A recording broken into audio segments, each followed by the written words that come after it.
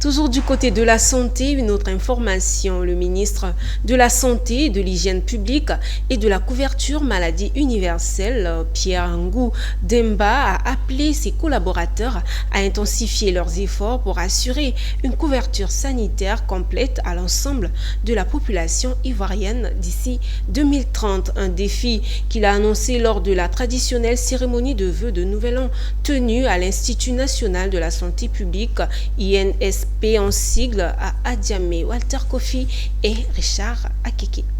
Couverture maladie universelle, infrastructure sanitaire, disponibilité des produits sanguins. Le ministre de la Santé a dressé un bilan des avancées de son secteur en 2024, soulignant des résultats satisfaisants. L'un des points marquants a été la mise à disposition des populations de nouveaux établissements de santé équipés de matériel de pointe qui a permis d'atteindre un taux de 80% d'accès aux soins de santé. On peut dénombrer autour de l'année 2024 plus de 20 hôpitaux qui ont été construits et répartis sur l'ensemble du territoire national, que je ne vais pas citer ici parce que ça va être trop long, et 39 hôpitaux départementaux. Les 19 hôpitaux restants qui sont en cours d'exécution seront livrés dans les meilleurs délais au cours de l'année 2025.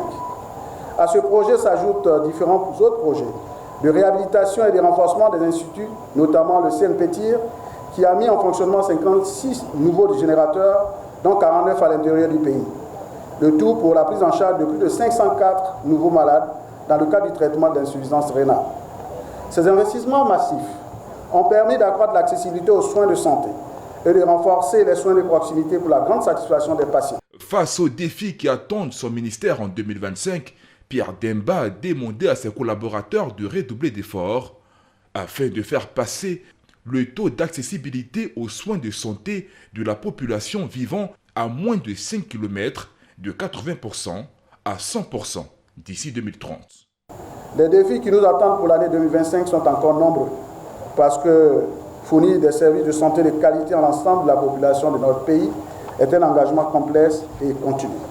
Il s'agit pour nous de toujours innover, d'apprendre de nos expériences et de nous adapter afin de répondre aux défis multiformes de la santé de nos populations.